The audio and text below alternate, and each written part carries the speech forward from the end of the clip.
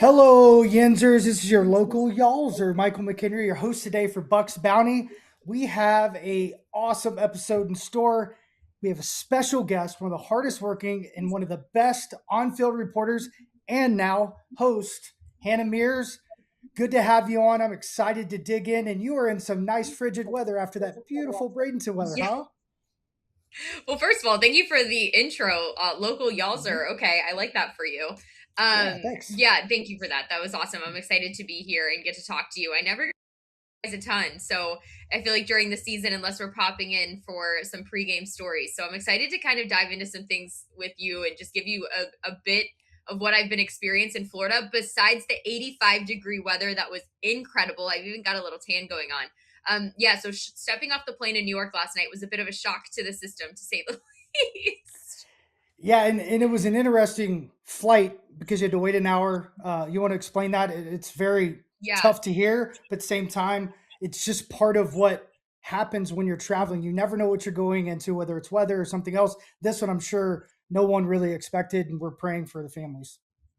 yeah, without going into too much detail, I know there was a lot going on yesterday in New York with a plane crash, and unfortunately, that was the airport we were flying into. So there was just a lot that we had to be aware of with our surroundings and what we could potentially see, and just to be super respectful of the people who were trying to make that process for us as efficient as possible, but also with knowing and respecting everything that those people went through that day. I just want to say thank you to everybody at that airport for getting us here A safely, B efficiently, and also just thank them for still showing up to work. And I can't imagine what they had to go through, the families they had to tell that those days of the lives that were lost. So just wanted to keep them first and foremost in our thoughts and prayers today. Above all things, those are just the moments throughout a year that you realize baseball is just baseball. There are so many things that are so much more important than that. So my heart goes out to all the families grieving that situation that happened, and definitely heavy, but always, a good reminder that there's things out there that are more important than sports and life. And I think that always sets the tone for a season more than anything, is keeping that front of mind. Well said. If I would have thought differently, I would have thought you wrote that. That was outstanding. It really does give you perspective. And Hannah, not only do I just want to hang out with you, talk to you because I never see you because you're always working and always at the ballpark, but I wanted to get your perspective. I want to go all the way back to the very beginning of spring. You walk in and you told me it was a different feel, a different vibe. And I kind of want you to walk me through kind of each week of spring and some of the guys you've been impressed with. But let's start with just that initial feel. Usually you're sitting outside the clubhouse waiting for a guy. It seemed like this year it was really in flow. Guys wanted to talk. They were in better spirits, and it seemed like the content was outstanding because of that. Well, thank you. Yeah, I think we've got some of our best content from people because of how relaxed everyone felt.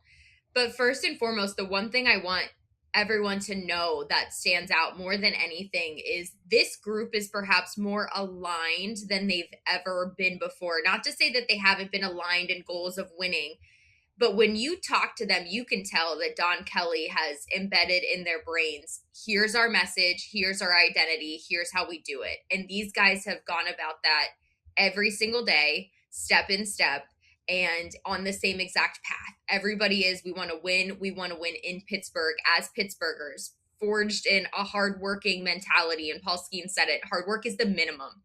That's Mhm. what Pittsburgh is. Hard work is the Amen. minimum. And Don Kelly has set that standard unbelievably. But what Don Kelly brings first and foremost when you walk into spring is he's just this great energy of a human being. He cares about every single person around him. And so I want to start with that being my first impression Yeah. was, oh, you can tell Don Kelly, his footprint is already here. And Michael, I was talking to Chris Negron, the new bench coach, Hmm. one of the many, many new faces we'll be seeing this Yeah. year. And he had talked to me about his first interaction with Don Kelly actually in person. And he said, they're walking around, I believe it was Pirate City, and DK is just saying hi to everybody. He's introducing him to people, and he introduces him to this guy. And afterwards, Chris is like, oh, well, like, who was that? Because, he's trying to get his bearings, who he needs to know what's going on. And Don Kelly goes, oh, that's so and so. He takes the garbage out. You'll meet him around here. He's great. Yes. And Chris was like, he knows the name of the people who take the trash out at Pirate City. Like, that's Don Kelly. And so first and foremost, And more that's than Pittsburgh, anything, Hannah. You know that. that's That's Pittsburgh. Pittsburgh. That Yep. that's 100% Pittsburgh, and that's Don Kelly. And he is Pittsburgh. He lives it. He breathes it. He's everything. So I think that just set a standard of, hey guys, this is the type of person you're going to be first and foremost. This is the character of human being I expect around here. And he keeps saying it's bigger than me. It's bigger than us. It's bigger than all of us. And that's been the message this year. So I think you felt that right away. And that story just is one of my favorites that I was told this spring because it so personifies exactly who he is and what he tries to do. So you could feel that everyone genuinely really cares about one another. No matter who you are cared about when you walk into spring training. Your job is valued and you are important. And I got that sense this year more than ever. The veterans that they brought into, the guys that they acquired, the new faces seem to be a really before you go character. there, I really want to stay on El Jefe, Don Kelly, because I want to highlight something I've heard multiple times. And you talked Mhm. about that alignment. And I feel like a team is only a team if you can create an identity and have a purpose bigger than yourself and then literally care Yeah.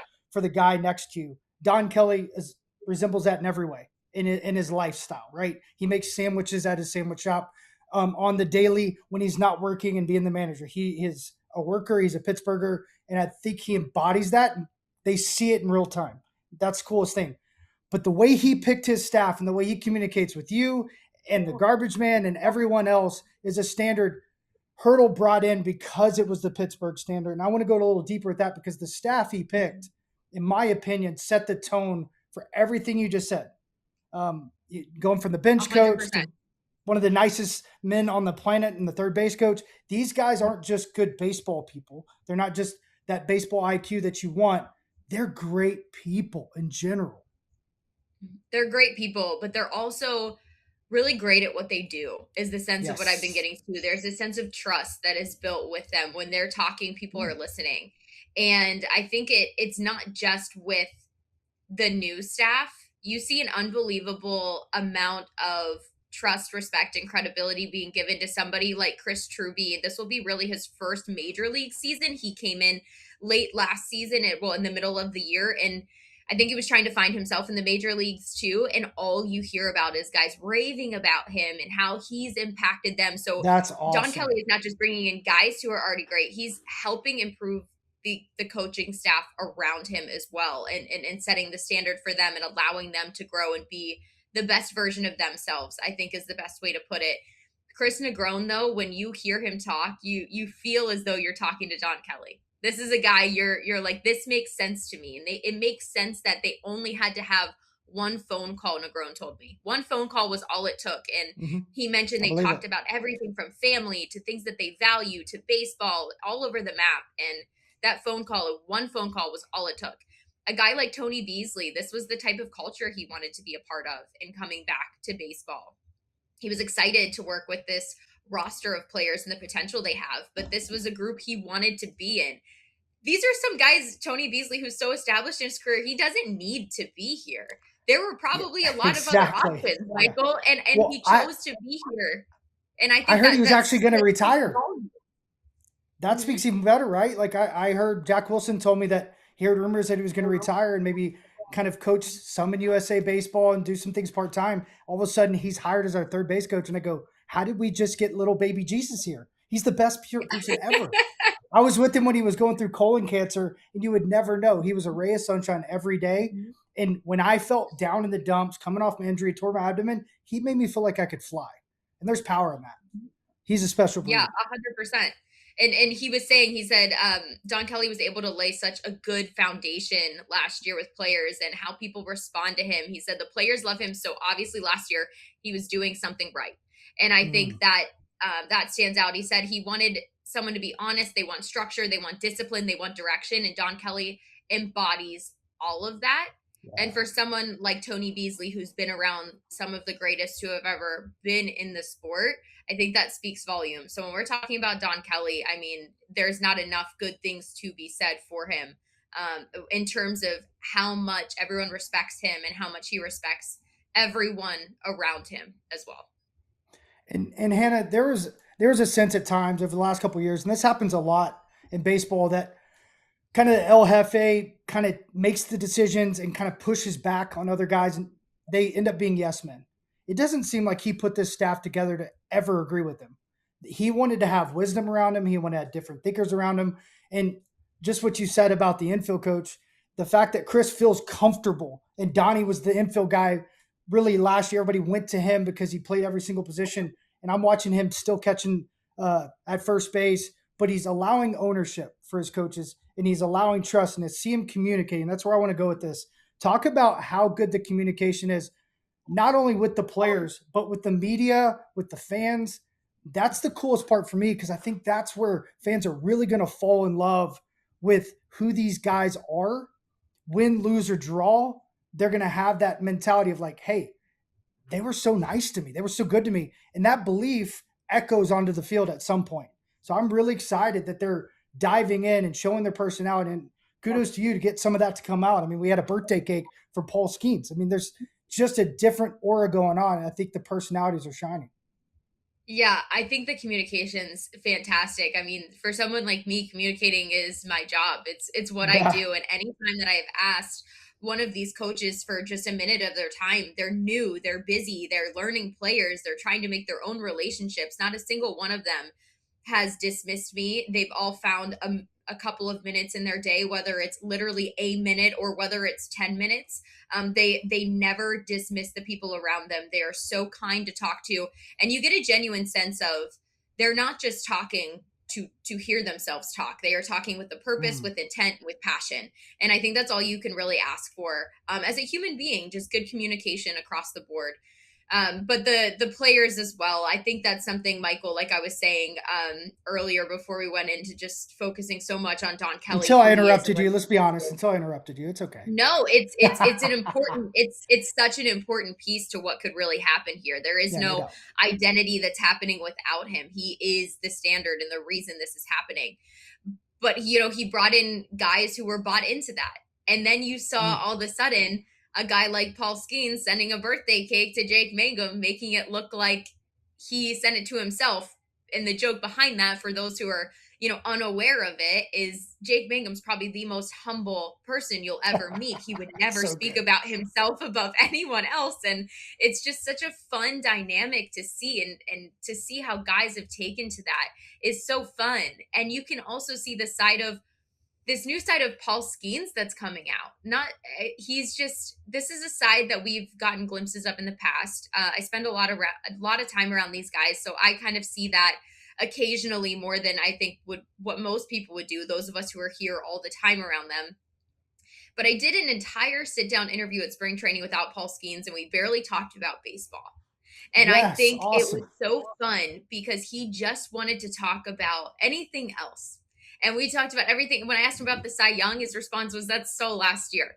When you ask him about Bubba Chandler and the interaction between the two of them, Bubba's telling him, his ego's too big. His head's blowing up. Yeah. We're always busting his chops about it. He's never had to grind through the minor leagues the way anyone else did. And it's such a fun, loving banter. I even saw that Topps posted something yesterday, and Bubba and Paul had a combined baseball card. Paul signed the top, Bubba signed the bottom, but said Paul is number 2 with the heart. Like, there is just this fun, loving feel around here between these guys, and they're not afraid to let their personalities show. But make no mistake, that doesn't take away from anything that they're able to do on the field. They're showing their personalities, but when it's time for business, those guys lock in. And I think that's the coolest thing, is watching them go about that on a day to day, not being afraid to show people who they are, but then you're also going to know who they are when they step on the field. No one destroys a baseball like O'Neill Cruz. That is the hardest hit ball in known Major League history. Pitchers should consider themselves warned. And it is gone! There's a Cruz missile! Log in with your cable provider and stream the Pirates all season long on SNP 360. Something that I think Donnie nailed, and why I feel like the personalities are coming out. He said winning once. You don't have to say it anymore. That is the easiest standard to understand. Then it was about baseball, which is a game. And I think these guys have embodied that, hey, this is a game we're playing, and if we're loose, we're free. This is going to make this 162 seem a lot easier. And that leads me to talk about the people we brought in. We know what type of players these guys are, but Hannah, you have the scoop on what type of guys these are. And once again, I have to give credit to the front office with the draft. They've done remarkable with drafting really good human beings. We'll get to those guys later on.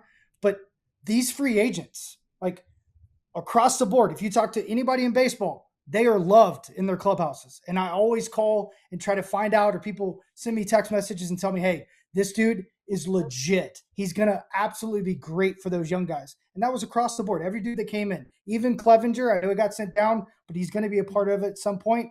All these guys have Wait, really good Michael, I reputation. do want to ask you about that too. Yeah. Because this highlights exactly what you're talking about with a guy like Clevenger.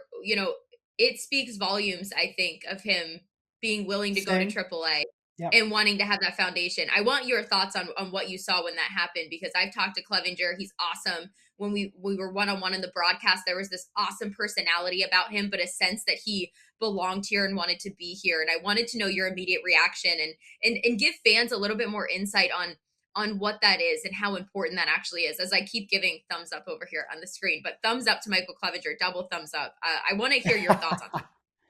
Yeah, I mean, he looked electric in spring. I don't really pay attention to numbers, but he had swing and miss stuff, and you wanted to see if the health was there. And the fact that he wants to stay here, I think, is really because of the staff. Donnie said something that he learned from Jimmy Leland, and that was, you tell someone the truth today, they may hate you for a little while, but if you lie to them, they're going to hate you forever.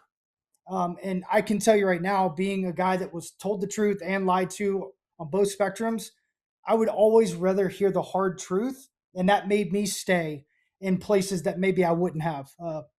A good example for me is 2017 in Tampa. I had an opt-out every single month, and they called and asked me to stay, and they were genuine and honest, and I wasn't playing. It was my last year. We were going to win the national championship. They're like, hey, anything you need, I promise, we'll take care of it. Stay, mentor those guys. And that's all they wanted. And I appreciate it. They let me play a little bit more because I asked. And the fact that they continued to tell me the truth, the hard truth, and the positives of why they want me there, I was like, absolutely, I'll stay. And I think that's what Clevenger got. I think he's probably been around the ringer. He kind of got shunned out of baseball a little while for some of his mishaps off the field. He just wants a chance and some grace to come back and show he's still capable. And I think he is. I think he's going to be a huge piece for this team because we need the innings so desperately because these young guys are going to be restricted at times. So, yeah, I love the fact that he stayed because you see on 20th, 21st of March, what we see, 100 guys opt out, maybe 200 guys? There's no telling. But he stayed, and he doesn't have to. He has 10-5 rights. He could have left. He had options. He could do whatever he wanted, but he stayed. And that speaks volumes to that culture and the identity they created. And to Hannah, he's a pirate. Every bit about him. Long hair, funky delivery, tattoos. He's a pirate. He needs to be here. I've said it for years. This guy fits. So I'm excited. So that answers your question. Now let's revert back to you. Tell me some of the guys that are new outside of Clevenger that just kind of resonated with you, resonated with the team, and seemed to take that leadership role or even the behind the scenes leadership role. Because I think Jake Mangum is probably going to be one of the bigger leaders, but quietly. Because I feel like a bench player always has the chance to impact more than the guys that are just doing it every single day because they have a big voice because they're not playing all the time.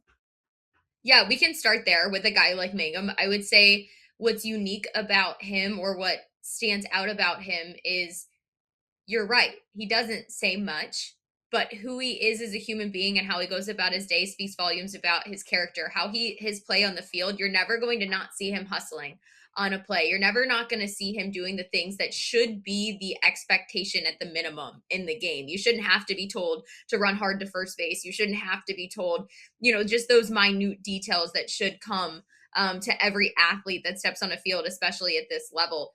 And he's going to do it constantly. That there was the spring game, our last broadcast, the 10 pitch at bat he had. Like, he's going to grind out at the plate. He doesn't want to strike out. So he sets an unbelievable silently with how he goes about his day. And then there was the behind the scenes of every single time he played, when there was a line of fans that needed autographs, he signed every single one of them after a game, every single time. So Jake Mangum's unbelievable. in that way. And he's so humble to listen to and just really cares about the people around him. Marcelo Zuna is a guy I think having an unbelievable impact very quietly behind the scenes. He's not a guy who's going to say too much, but I would say when he speaks, people listen. And I've observed it a couple of times this spring and haven't really got to have these stories come to fruition necessarily. But there was a moment where I watched Connor Griffin go up to him and in the clubhouse, and he talked to Connor Griffin for what felt like 20 minutes. And then later that day, Connor Griffin goes back up to him in the clubhouse. Looks like he followed up on something throughout the day. Would love to talk to both of them more about that at some point. Yes. But you see that happening a lot. O'Neal Cruz has already talked about Marcelo Zuna and the impact he could have, and he's excited to have him around. He just has this unbelievable professional feel to him, and he's done it in the game as well to prove that what he is saying, you should probably listen to what he has to say. But he doesn't do it in an arrogant way whatsoever. He just has come in and assumed this role that I think he felt was probably needed in the clubhouse. And then you have a guy like Brandon Lau on the quiet side too, in a way, isn't going to say too much, but is so bought in to what is going on around here and is a guy who is really embracing getting an opportunity to play for a team like Pittsburgh, who has so much history, and he wants to be a part of that and be a part of turning a new leaf So in cool. Pittsburgh. Love that. And he also was one of the guys who mentioned Chris Truby. So he's not just somebody who's been playing the game for a while. He's willing to already improve himself and take another step. And it's hard once you've been doing things too to be willing to make minor changes to improve your game, to improve the overall product. And he had talked about adding a hop at second base and saying, it's been a challenge for him, but it's something he knows that Truby identified, said we need to do it. And he laughed saying, well, Truby, I'm not going to be like, my vertical is not going to be like 10 feet off the ground by any means, but I'm willing to try this here. And I think it's just awesome to see how these guys have responded to not just being the new guys, not just being established, but jumping right on board with what the expectations are. And then there's Ryan O'Hearn, who I don't think I've seen a single day at spring That's training. so cool. I can't get over how cool that is that you just said that. Yeah, where he hasn't just said, hey Hannah, how you doing? Like he says hi to every single person that walks by him. His locker was right beside Jared Triolo's in the clubhouse at spring, and Tree is more of a quiet guy, a reserved guy. And then there's Ryan, who was having this like chatty conversation the one day, and he goes, I am way too chatty for Jared Triolo beside him, but he'll warm up type of thing. And it's just that kind of fun and the banter these guys have. Truly, Michael, it's hard to really explain because so many of them are great people, but also great players to have watched on the field. Great to see how Ryan O'Hearn has taken to learning the outfield for really the first time in his career. This is the first time he's really spent a lot of time working on improving working with the outfield group in spring training, right? He's taken some reps there before, but this is the first time he's really been a part of that. And he's surprised Tony Beasley in some ways. He's quicker than he thought he was. He's just taking to things really well. And I think that speaks volumes. I mean, you could probably even speak more to that. You've been around people in your career in a clubhouse who they could easily come in and say, hey, here's what I do and here's how I plan to do it. And not a single one of these guys seems to be doing that. It's what do I need to do to help you? What can I do for you? And I think that's a really cool mentality to witness. Yeah, and I think the theme is communication. I think when they traded for those guys in Mangum and Lowe, they immediately told them where they stood on the team.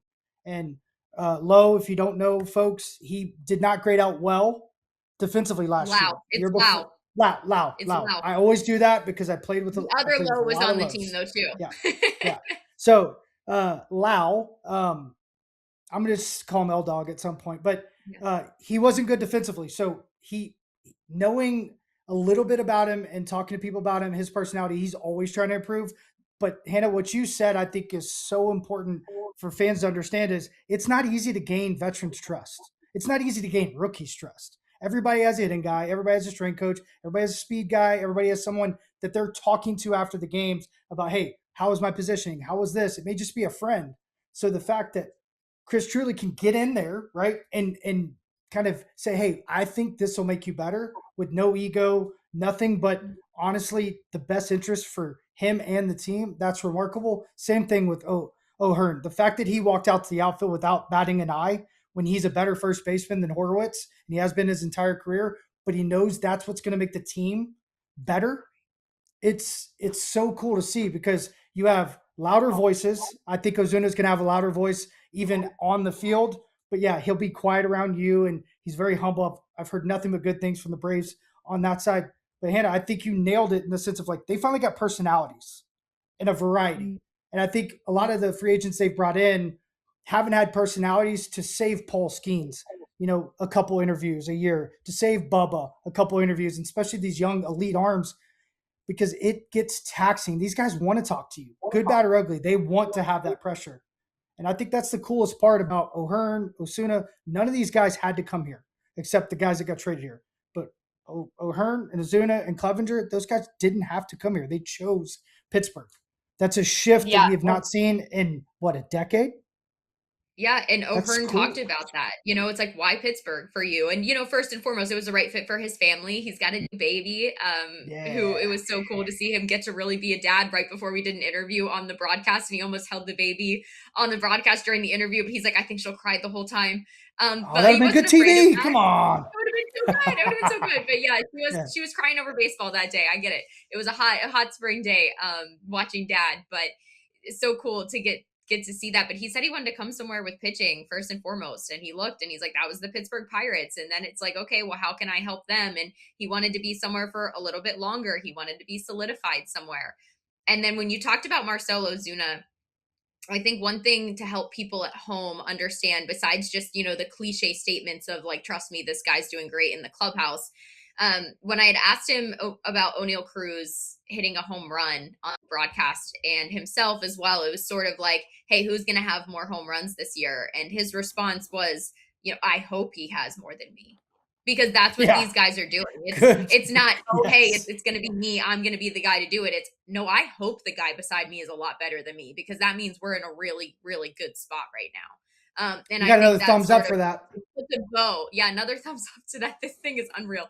The AI is loving you today. Put the bow on it. Puts a bow on who he is and how he feels in the clubhouse and how he acts. It's not him coming in saying, hey, I'm going to do this, this, and this, and I'm going to be better than you and all these things. It's, I hope you're better than me, and I'm here to help you be much better than me, because that's what we need to do, and that's what's going to help us win.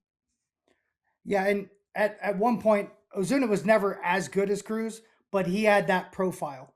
He was one of the best players in all the minor leagues at one point and got to the big leagues with just absolute loudness with the bat, the glove, everything. He was very good all the way around. So I think he's a perfect person to kind of take O'Neal under his wing, very similar to how Santana did.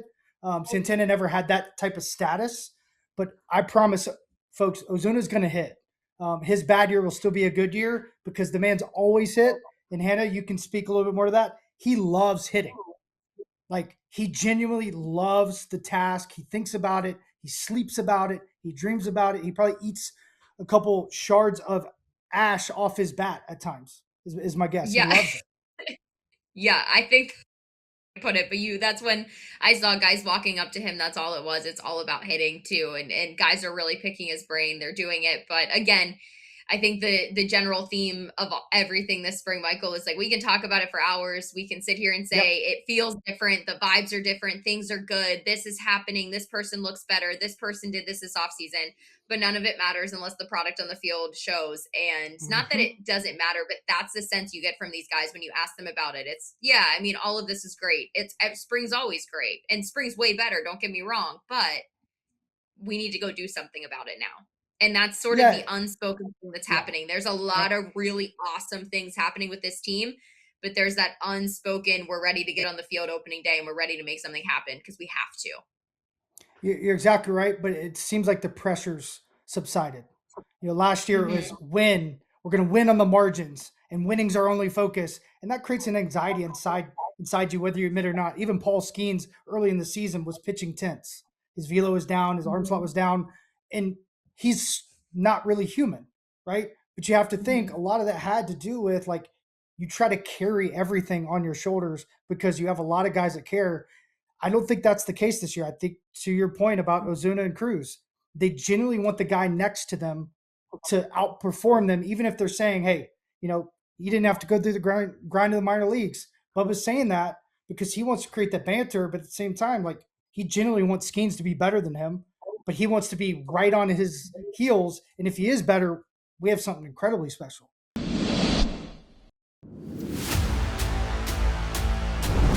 He got him, and he's done it again.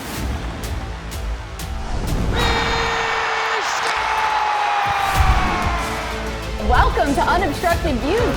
We're at BP. We're going to give an inside look. Once you start loving each other, you start fighting for each other. Welcome to Coach's Corner. And he'll admire it, so will we. Is that too much to ask for? Oh, baby.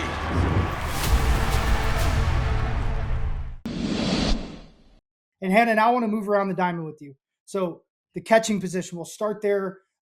Really interesting, right? So Henry Davis, we both saw the shift with his personality. I thought that was an incredible direction to where he could finally let go of the game when he left the field. So it wasn't just eating him alive. This guy cares more than anybody on the team. You can argue with me all day long. I'll tell you, you will never win that because he doesn't stop thinking about it. I genuinely think he has to have a button he pushes to turn it off. I'd love to talk to his wife about it to hear, hey, what's he like at home? Does he like pet his puppy all day? Like, how does he cope with this?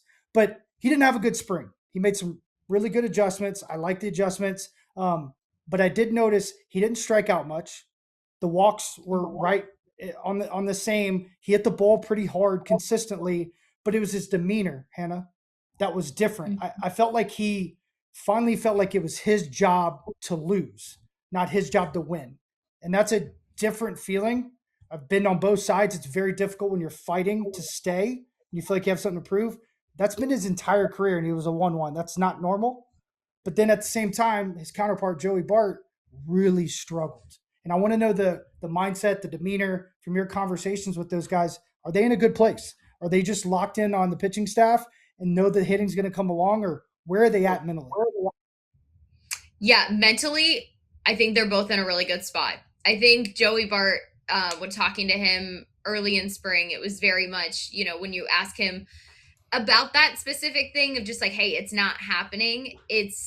There's a lot going on in spring training. You're trying as a catcher, and Michael, you can speak to that. You're trying to make sure there are so many people who are in a really good spot, and you feel a responsibility for that. But he also is trying not to just focus so much on it's not happening. What can I do? What can I do here? What can I do there? Like, it's going to come. You have to not focus so much sometimes on the results in spring training. There's a lot of times guys are just trying to make adjustments at the plate. They're trying to have quality at bats. So mentally, I think Joey Bart is still in a really good place. Don't worry. I think this guy, when you talk to him, he's such a steady Eddie in terms of, hey, you know what? Here's what's going on. Here's what's happening. Like, I'm going to figure it out. I believe in myself. And that resonates 100%. And the same thing for Henry Davis. I actually talked to him yesterday before we left about this exact thing. So I'm excited we're bringing it up. He had talked about maturity, and I had asked him about that. I said, if this was the Henry Davis, let's say for the last 2 years, who these numbers aren't working out in spring, is your mental state going, I need to make this adjustment. I need to make this every day. I need to do this. You're looking at it. You're obsessing over it in a way that becomes toxic to your performance at the plate. It's almost, worse to do in that way. And he said, I think it just comes from, maturity. Like, he's 2 years older in the league. He is able to evaluate himself a little bit better in what he needs to do. And he stuck to a process this spring, no matter what the results were showing, because he believed in the adjustments he was making. He finally did make those adjustments too.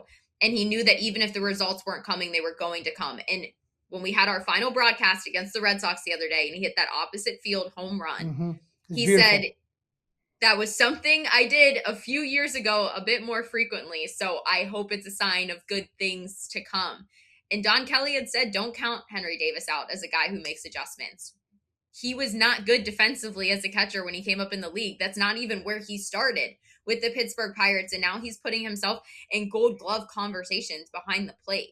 So don't count him out. And sometimes one swing is all it takes to really make you feel like you're in a good spot and things have changed. So I think both of these guys are in a good spot mentally, of course. There's no one that shows up at the field as early as they do, as prepared as they do.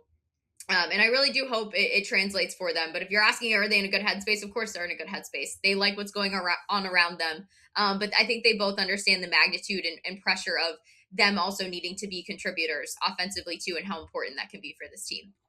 Yeah, and I don't want to let it go without being said. Henry Davis did something no one's ever done, right? He had less at bats and got to the big leagues faster than Buster Posey. He was a right fielder, not a catcher. Was told he couldn't do this, couldn't do that, right? Because of his offense.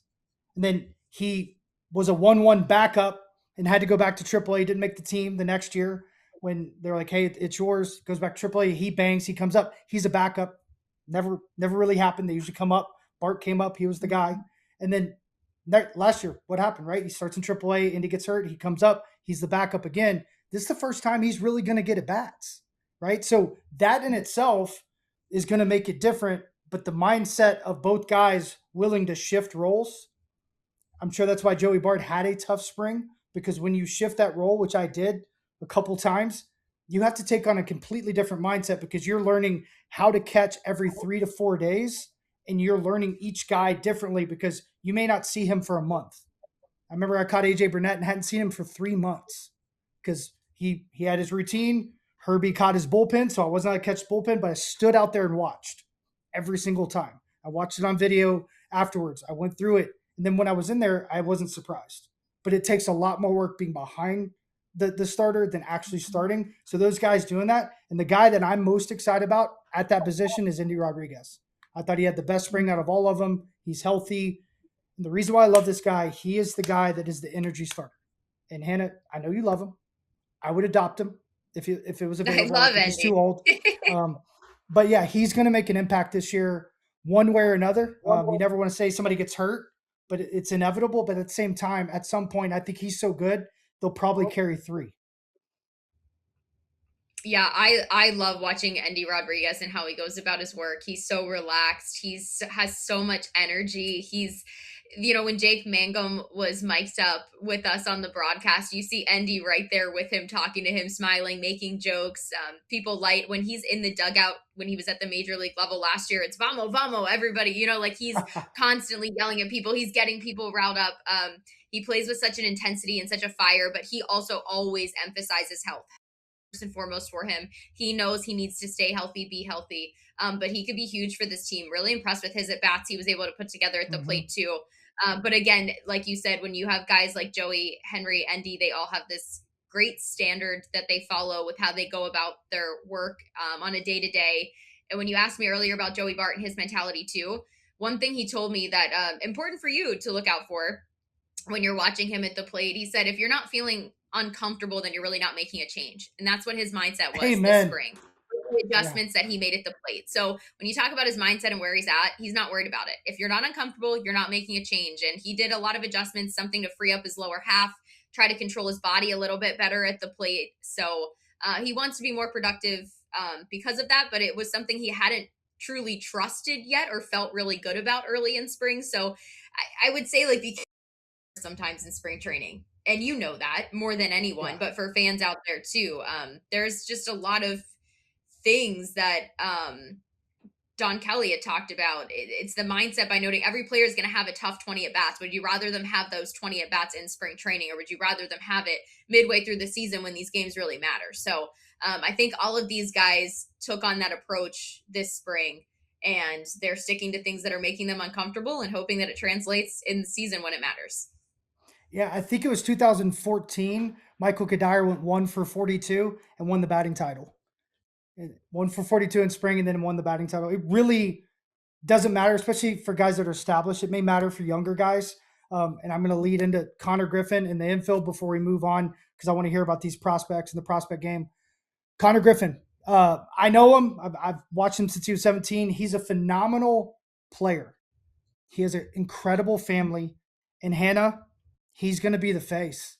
We've needed someone to step into that McCutchen role, that Jay Hay role, that Neil Walker role, that had a personality. He's got it all. And he's got that humility too, right? You think about it, first rounder, $7.5, $8 million. He's on every magazine and on every podcast. He's everywhere. And if he does anything, even if he wipes his rear end, he is literally on social media. So this guy's handled it in stride. didn't have the best spring.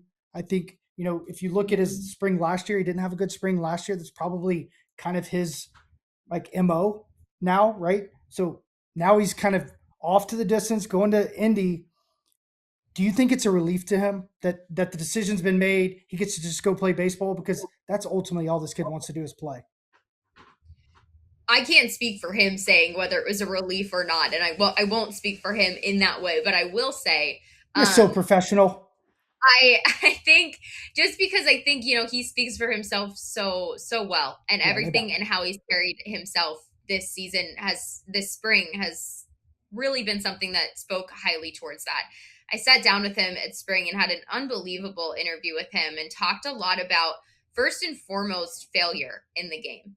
He really hadn't ever failed in baseball. Think about it. When you're as good as you are in high school, now when you come up to the minor leagues, play your first professional season, and every single place he went, and he said this is one of the coolest things he experienced, wherever he went, they were winning. And he was a part of that. And that's huge. And he's somebody who was still learning and evolving, and he felt really good about his swing last year, which people doubted. I think that maybe this provides relief in a way of he can just go to AAA and make sure himself personally, like he is in the best position possible to handle where he's going to have to play in the big leagues. If they want him to be a premier shortstop, that's a premier. It's not easy to play in the big leagues. Very few people are really good at it for a reason. And I think this just gives him the repetitions he needs. It gives him the confidence he can start building at the plate. And as soon as he's hot, that's a guy you're like, okay, let's see what he can do. I have no doubt in my mind, though, he can handle it either. We talked about his failure last year in a way of he felt as though, and this is sort of where his age shows a little bit too, and being 19, and he's handled things incredible and more than I think any of us could. But he told me, not having his family around last year was hard when he would go home after a bad day, and he doesn't have mom and dad there to lean on. He didn't have his wife there at the time. He's still a kid. To lean on. And he's somebody who's his foundation is his family. That's what he's rooted in, is his family and his faith. And he needs that. And so now that he'll have a little bit more of that this year with his wife being able to be there more often, and that's something he needs. And maybe he needs to just have a sense of that at first in AAA. So that way you're getting the best version of a human being as a young kid in the major leagues as well, who feels like he's in a good spot where if he goes home after a bad day, he has someone there to lean on. And that's the interesting part of it. Like, he felt like he had bad days, right? It may not have been what everybody else thought, but he felt like he had bad days. And a lot of those bad days were coming from a place of just being 19 and being a kid and taking on the weight of the world and being the number one prospect and having all the lights on you and not being able to go home at night and have somebody to talk to about it that you really trust and you love. So I think that as a human being, I would think this takes a little bit of pressure off of somebody. I think he was handling so much. I just think it gives him an unbelievable opportunity to reestablish himself as a professional baseball player and really know who he is to the core when things are going for good, bad, or indifferent when he comes to the major league level. And then I think, the floodgates are open and the possibilities are endless, because he is one impressive human being, to say the least, as a baseball player and as a person. Yeah, he's going to do things on a baseball field you've never seen before. And Hannah, I'm going to say this, and I haven't said this anywhere else. The fact he failed was the greatest gift the Pirates could have ever gotten, and probably the greatest gift he could have gotten. You brought up a really good point. Most guys that have never failed and they get to the big leagues, it's a little overwhelming. He got that taste here and now, which most guys don't because they're not as high profile. But I mean, he literally was overwhelmed with media interviews, with podcast requests, with everything that he could get out of the way, understand, because I think it's tenfold in spring training because you're so available, right? And he's trying to learn the guys, learn the system, learn the staff, and try to carry himself and also be that, faithful, strong, humble young man that he is. And he's still a kid. So the fact that he is going down, that's why I said it. I think human-wise, yes, he's a little bit superhuman. I think he likes that now he's kind of back to that, like, hey, they're going to forget about me for a little bit. And then he can come up and be like, hello, I'm here, and I'm here to stay. And that's the coolest part for me, because I was nervous about that. I'm always nervous when someone hasn't failed, because you have to fail at some point. I know this is a small sample size, but this is probably all this kid needs. You know what I mean? Yeah, and I'm sure you guys have talked about it too, Michael. Like at the very least, I know everybody was really, it's hard because when you have something so shiny in front of you, you want it. You want it now. You don't want to wait. And that's an instant gratification world we live in as well. But at the same time, he did struggle in a way to hit a fastball this spring. And you have to be able to do that. I was talking to, Matt Capps about that. Just everybody who really did, and all of us as Pirates fans want to see this kid, of course. It would be, you wouldn't be a Pirates fan if you didn't want to see the next generation come up and do something amazing and have that prospect in baseball. But he has to be able to do the things that make him successful at this level too. So at the very least, you're giving him an opportunity to go and feel confident about that too, because Connor Griffin, anyone, I feel as though probably knows exactly what he needs to do. And that's something mentally that I think could weigh on you. If you feel an expectation coming up to the major leagues to contribute and that's something you can't do, then you're just going to start piling onto yourself. So at the very least, let's not forget, it might be beneficial for him to start in AAA because there were some things that he also has to prove he can do. Yeah. And last thing, we'll move on. I love that they played him on the road more than anybody. That's an old timer way to go about it, but they didn't give him a first rounders, red carpet. They said, no, you're going to have tough at bats. You're going to be coming off the bench a lot. So a lot of those bats are so hard, right? Guys he's never seen before. He has no time to prepare or probably look at the scout report, look at film. He's going out and just going. So they put him in a position where, hey, if you can get past this, hey, then we'll talk. And I love that because that's not what normally happens anymore. They kind of baby these guys. I think that goes back to the communication and the way that they're trying to build a culture. And speaking of that culture, I want to talk about the left side of the infield before we move on, because I want to get your perspective. Someone I thought about all offseason was Nick Gonzalez and Jared Triolo. And the reason is because I've been in their shoes. I've never been as good as Triolo. I'll never be as good as probably Nick Gonzalez is going to be. But hearing Lowe's name come, Gonzalez's heart drops, right? Even if the team gets better, there's a moment where you're like, crap, that's my position. They don't believe in me. And then you get past it, like the team's better. Okay, I still got a spot. I'm the shortstop. Now he's the third baseman. Triolo is a gold glover, right? Possibly if he played every day at third, he's moving to shortstop. So once again, the culture, phenomenal. Guys will move. But think about that mentality going into spring. Nick Gonzalez had a good spring. He played in the World Baseball Classic. He moved 3 positions this offseason, technically. And he's going into third base where everybody in Pittsburgh still screaming that we need a third baseman, right? So where is their mindset and how were they this spring? They both had good springs. I thought they looked great moving around. I think Nick Gonzalez at third base is going to be an absolute slam dunk. It's where I wanted him, even going into when our man Hayes left and went to the dark side with the Reds. But Hannah, what do you think? I think that's going to shore up that left side until Connor Griffin gets there, and then one of those guys can float after that. First and foremost, I talked to Nick Gonzalez about this yesterday. There is nobody who is a more there is nobody who is a more we before me mentality maybe than Nick Gonzalez. Yeah. He is such a soft-spoken guy who does things the right way, Michael. I think first and foremost, that's how he can be defined. He knows that there's a lot of good talent that was brought in. He said the competition is real for everybody, but DK said iron sharpens iron, and that's what we did all spring. So that's how he felt about, essentially Brandon Lau coming in and the competition that was created. But he said, wherever the team needs me, that's where I'll be. That's good with me. Whatever I need to do, I'll do that. I'll do the best of my ability to be a good third baseman, work hard I need to do. And he's leaning on a guy like Jared Triolo to help him. And Jared Triolo has been helping him. There is no one you could put beside Nick Gonzalez on the left side of that infield that he's going to be more comfortable playing with than Jared Triolo. Those two are inseparable. They're best friends. They trust one another tremendously, and they respect one another as well. And so that trust factor is going to be there. The communication is going to be there. And Nick is going to feel comfortable going to a guy like Triolo, even if they are best friends. Everybody on this team knows that Triolo is an outstanding defender.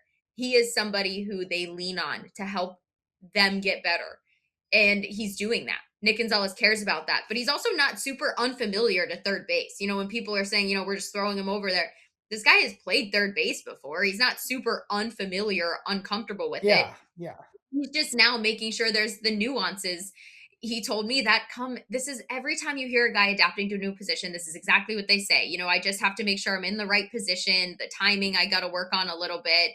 When guys are stealing third, these are a couple things I'm working on. There's just a game within the game that they have to play with themselves to get better at. But he's athletic, he's quick, he's going to trust the guy playing shortstop beside him, and he's going to work as hard as he can and lean on the people to be the best third baseman possible. I have no doubt that he can be a super quality third baseman. I'm excited to see his transition here, and he's the type of guy who we've seen his bat really impacts this lineup. He's been clutch in really big, high pressure situations.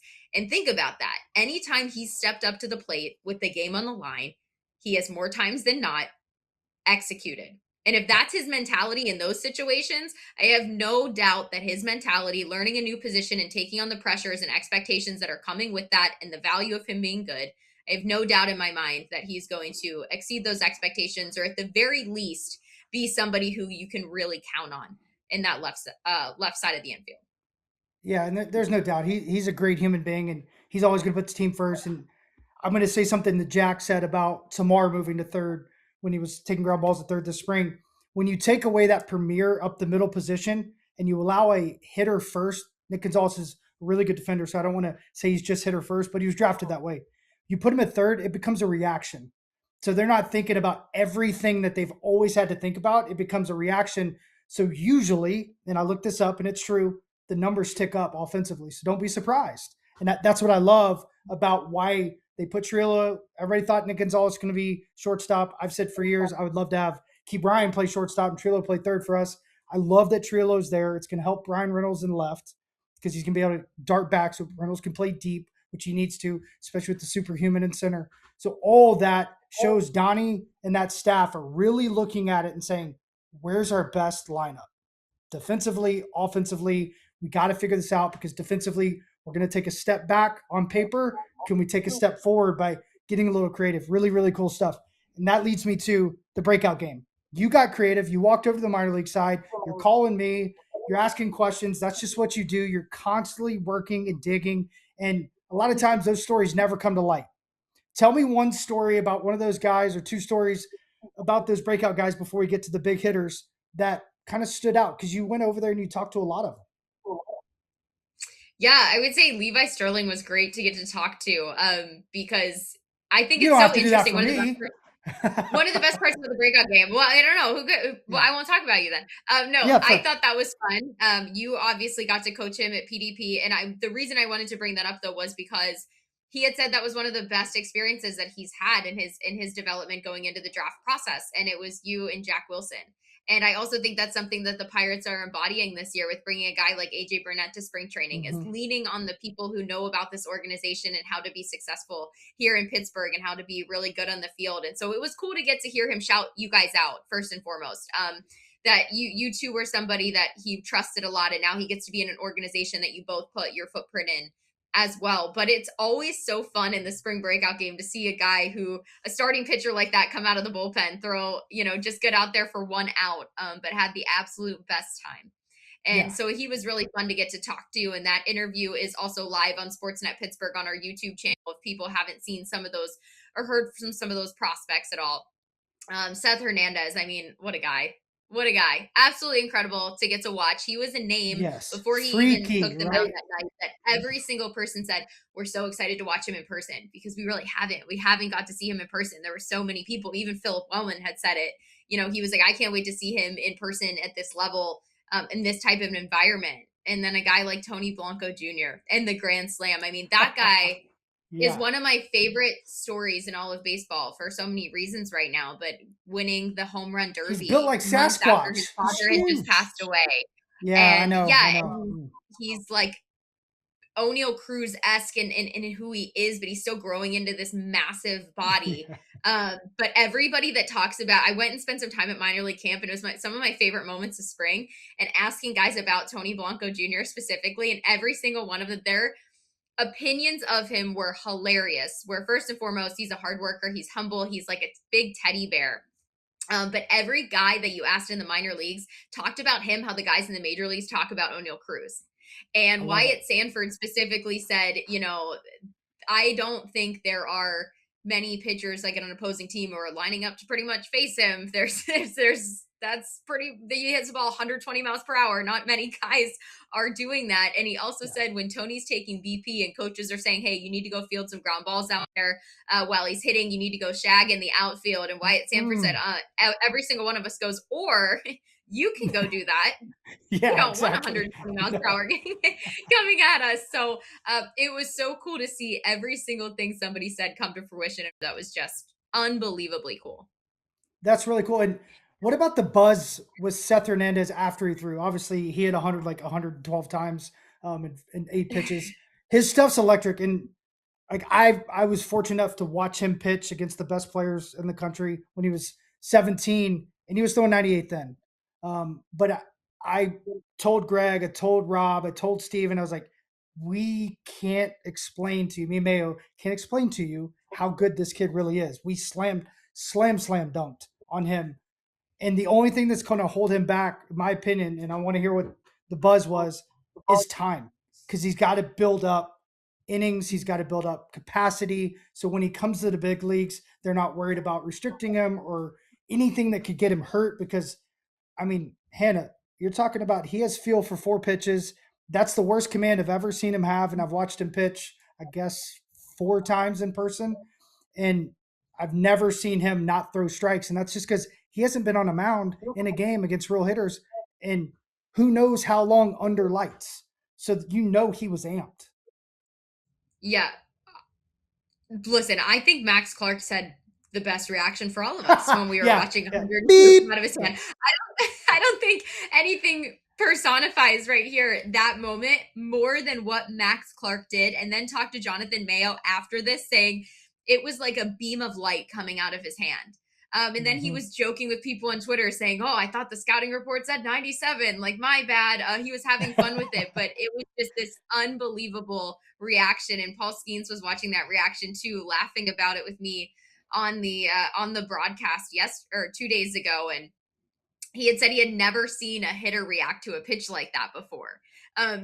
Even for someone like Paul Skeens, who can throw 102 himself and has an arsenal of weapons, he's a Cy Young guy, he's done it all, and no one's ever even reacted to a pitch he's thrown like that, speaks volumes to the potential and the peak of Seth Hernandez and what he can do. But Paul also said what was really interesting about him, he kept bringing up, yes, the changeup was gross. You had talked about his weapons of pitches. I mean, the changeup is gross. It's there.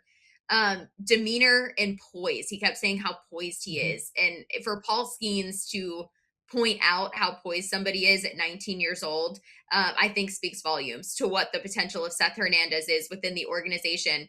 And at the same time, with the breakout game, what people don't see, Seth Hernandez didn't get to have his typical start day. For a starting pitcher, you usually get a lot of alone time to go through your whole process, your whole routine. These prospects are signing autographs like an hour before the game. They have things going on. Then they're trying to get through their warm-up. There is so much surrounding the game itself. So for him to be able to execute in that way with all of that going on speaks volumes to who he is and how he's ready to attack this process. Michael, you brought up time. I mean, time is something everybody wants in essence, and that's something that is just going to be what it is for his development. But no doubt, I think the fact that all he needs is time is probably the best problem to have, because those pitches look very established. So if time is all we're worried about, then I will take that, because it's not like we walked away from that outing saying, man, like his secondary stuff just isn't there. League, sure, he can throw 102, but we wish we saw this. We saw it all. We felt pretty confident in it all. So if time is the only thing we're worried about, I think we're in a really good spot with him. Yeah, and I'm bold prediction, he could pitch in the big leagues tomorrow and be just fine. He would step in and dominate to a certain extent. He'd have his hiccups, but his stuff is as good or better than Bubba's.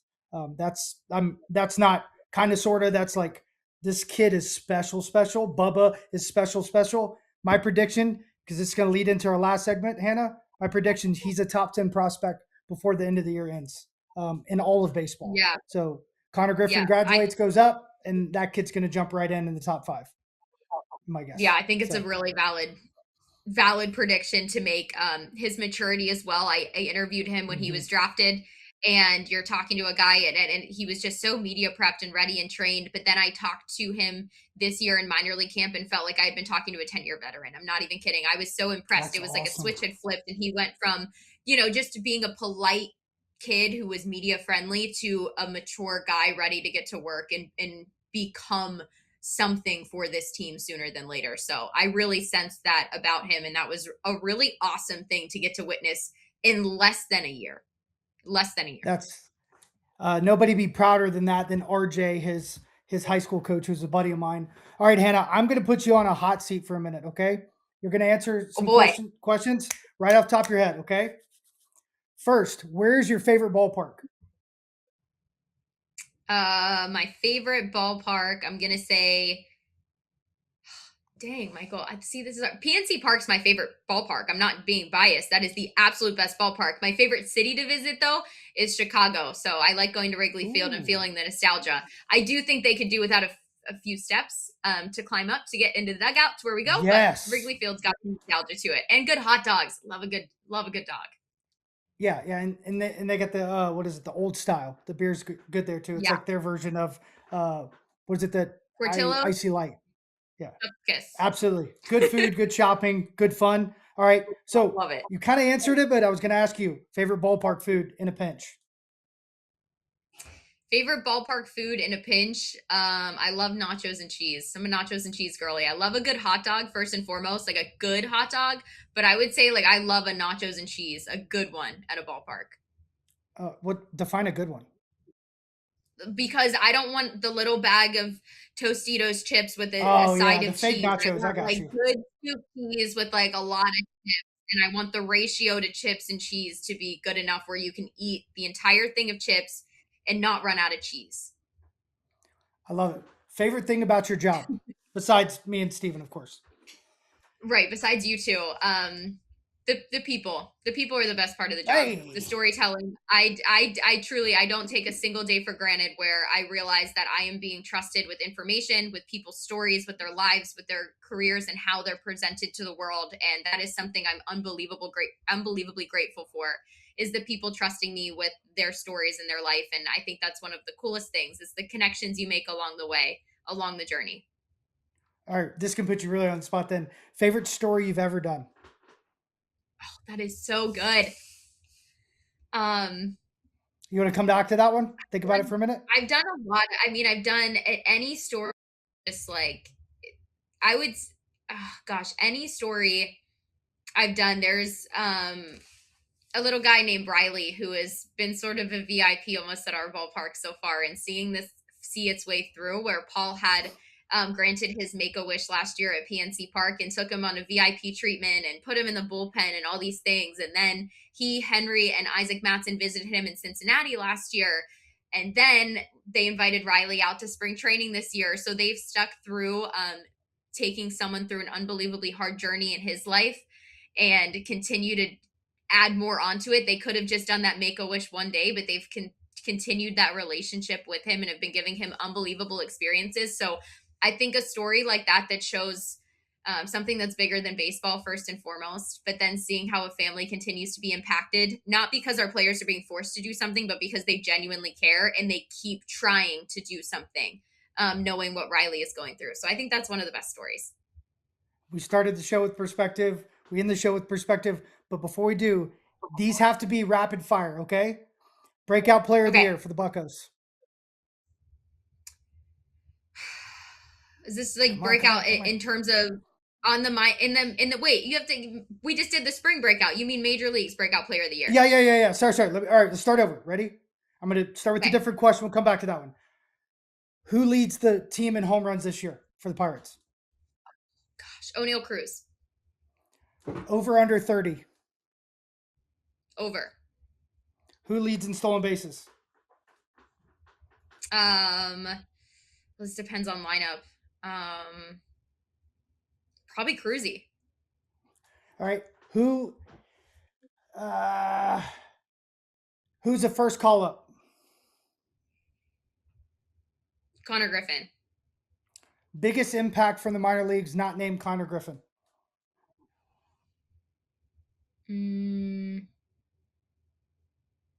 Seth Hernandez. All right, breakout candidate of the year for the Buccos. Henry Davis. Is the rookie of the year going to be a Pirate? Yes. Ooh, nice. I love it. Outstanding job. Outstanding job. We will make sure to come back at the end of the season, see how you did. It's something I want to do with I Steven know. and Kinger as well. No, see it's what they fun. say. I love that. Yeah. I think it encapsulated too everything we need to happen, because that means we have a winning baseball team too. O'Neal Cruz needs to be the guy who's stealing bases and making impact. Mm-hmm. He needs to be hitting an absurd amount of home runs. That's where he needs to be making a huge impact. Henry Davis needs to have an all-around breakout season for himself, for this team. That's how they're going to win, especially if he's in that Agreed. lineup. We're on the same page. So, I mean, these are things that need to happen for this team to be good. So if they're happening, we're in a good spot. Yeah, the only one I didn't agree with was who's going to get called up first.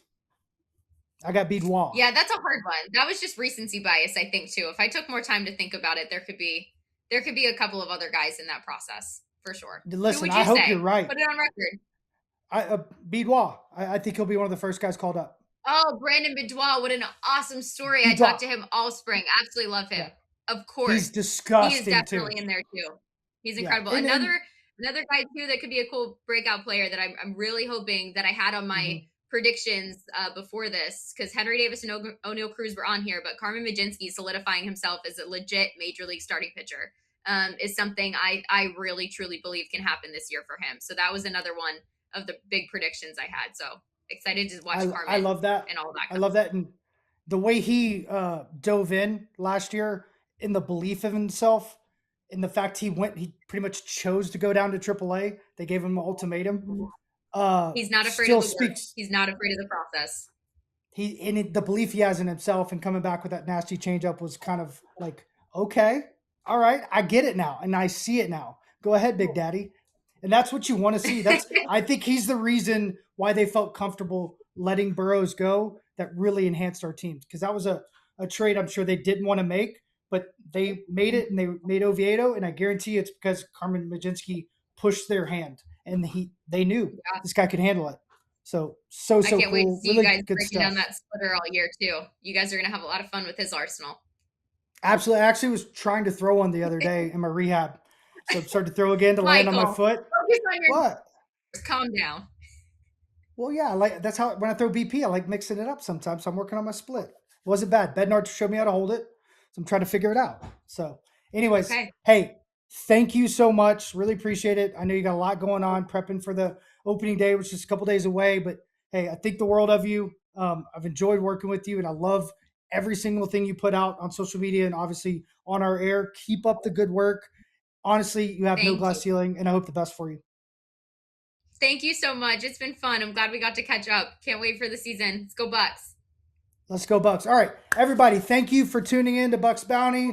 Thank you, Hannah. Thank you, my man, Nick Belsky. Thank you, Steven, for not showing up. I appreciate it. And please like, subscribe, do all that. Go listen to it. Let us know what you like. Send in some questions, whatever you want. You're the fans. We'll adapt. Thank you very much. Have a good night. We'll see you next time.